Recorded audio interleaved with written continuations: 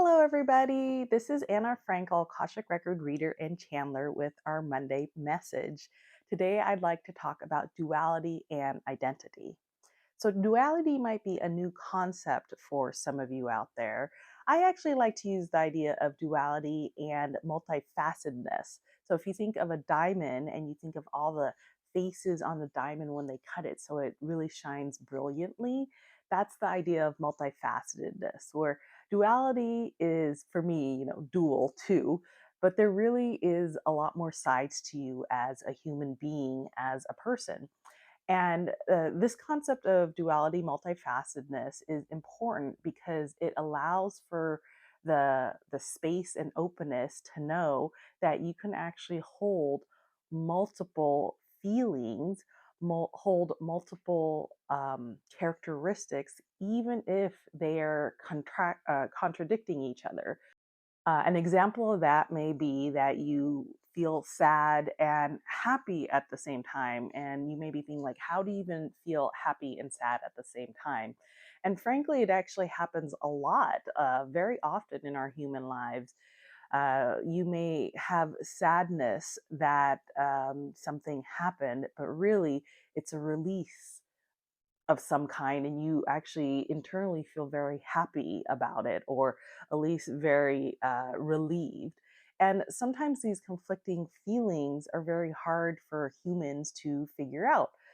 Besides the fact that many humans don't actually know how to name and differentiate their emotions very well, but they don't allow themselves the chance and the opportunity to hold space for being a very complex, multifaceted, multidimensional type of human. And the reason this concept is very important, because if you only think of everything as black and white or yes and no, you actually shut off certain parts of yourself because you do not allow yourself to hold that other part.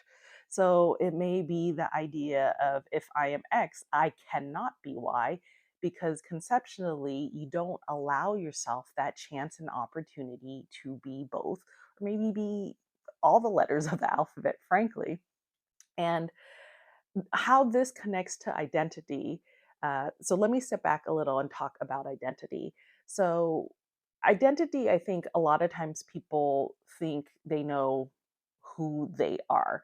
And I'm not saying they don't. I'm not saying you don't, or anything. I'm just saying that there is a concept, a very normalized concept of what identity is. And a lot of times it may stem from things as like physical characteristics, like, I'm a brunette, I am a woman, or more superficial things like, I am from here, I went to this school, I am a sports fan. And not to say that these things cannot be important characteristics to your own identity. They do certainly make a big part of you. But if we're going to be trying to go deeper, really trying to understand yourself and your soul, you're going to have to go deeper than you like hockey and the color purple. So the other idea to also take a hold of is you actually build your own identity over the course of your lifetime. The thing with identity is that it is heavily influenced throughout our life. We come onto this planet as a true, authentic soul. And then you probably heard the term nurture versus nature. A lot of nurturing happens, for better or worse. And that could come from your family, from going to school, from society, from just your own personal experiences through life. And some of those experiences are great. And then you can identify with that. You could be like, I went to college and now I'm a college grad. And what that identity says is that I am an intelligent, capable person. You can also have bad experiences where, let's say you had a car accident and then you're like, I'm such a bad driver. And a lot of these identity terms feel very strict, very rigid and static, frankly. And we do not allow ourselves the concept that identity can be flexible and can actually change at a drop of a dime, any second, any moment, even if you've spent your entire life being a certain way or being a certain characteristic. And sometimes, again, a lot of these characteristics or a lot of these identifying markers don't even come from you, your true internal soul and your own honest truth. It comes from what other people say. That, like, other people may say you are the bad driver. There are definitely deeper and darker things that get put on you that is not your real truth, that you actually then soak in and identify as real when it's really not. So now let's merge the two concepts of duality and identity. Why is this important? Because when you identify as a certain way using a lot of I am language, so language that is very, this is it, I don't have any other options, it really keeps you in a state of stuckness, of no allowance for change.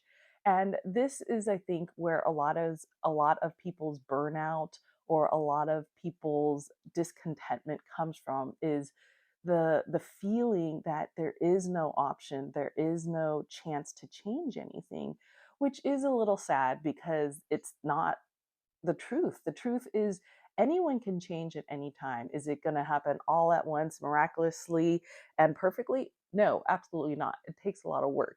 But what you don't want to be doing when it comes to your identity is, because you haven't wrapped your head around the idea that you could be multiple things at once, multiple and have multiple feelings at once. You feel that there's no other option when there really is. So if you are able to open up to the concept of being multifaceted, that you are such a multidimensional, complex human being. You are not just a black and white cartoon living through your life that has the opportunity to be part of the whole spectrum of emotions and experiences and colors.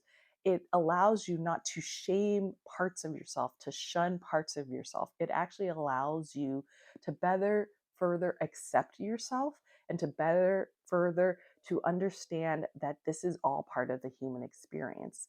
It's not just trying to get things black and white, right and wrong. It's about experiencing everything, accepting who you are by knowing who you really are. And that means you're a lot of everything. Some of it's good and some of it's bad. And that's okay, because one of the greatest human superpowers is choice. As much as you're anything and everything within yourself as a multifaceted, multidimensional being, you get to choose what you want to express in your life. You get to choose how you express your own truth. And this is part of the message, which is the more you are accepting of yourself, the more you can understand your own truth and how you want to be as a human and how you want to live your life every single day.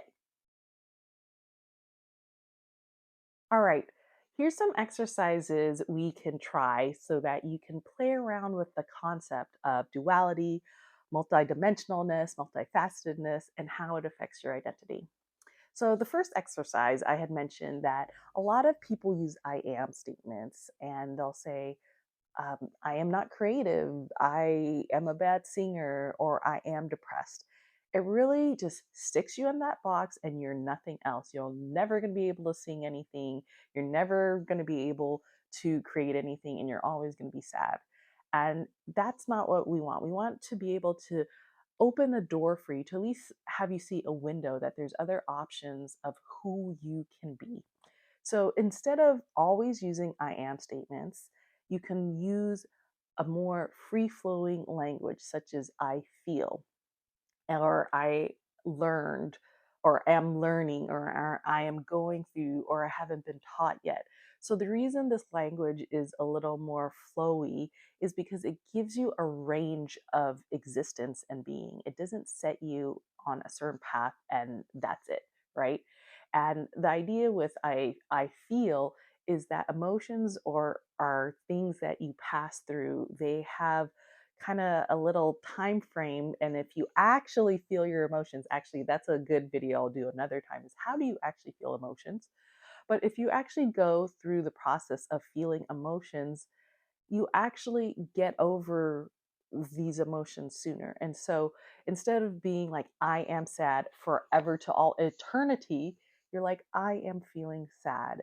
And mentally, you know that this is only a moment in time. And maybe it's a longer moment than you'd like, but it's just a moment in time and you will get through it. And this gives you that really malleable, flexible nature with your identity to know that you are not stuck in this one place. So that's one of the first exercises. Again, I feel, I have not learned it yet. I haven't been taught it yet. I am experiencing this. I am going through this, and anything else. And if you are using I am statements, always be kind and gentle with yourself, and know that even though the wording may be like I am blankety blank, you're not stuck to it, right? That's part of the lesson and exercise here. And the other option is to create, so exercise 2 is to create replacement language for some of your statements. So this is probably another video, honestly, is how do you know what you're thinking and your self-identifying talk, and then how that affects you. But in terms of this particular exercise, to create a replacement thought. So let's say, let's go with the I am sad example. You think you're always just a very sad person. Happiness does not come to you in your life. Um, Instead of always being I am sad and just sticking with it, be like, ooh, I said I am sad. And my replacement, my phrase I say right after that, because I caught myself saying that I am sad. I'll say, ah, this is only a feeling I am going through. I just made that off the top of my head, but it could be anything. Sometimes you just go with the next phrase that we talked about in exercise 1. So you may be like, "Oh, I'm feeling sad. Oops. I caught myself. I am self-aware of what goes through my monkey brain. Actually, I am just feeling sad and I will get through this."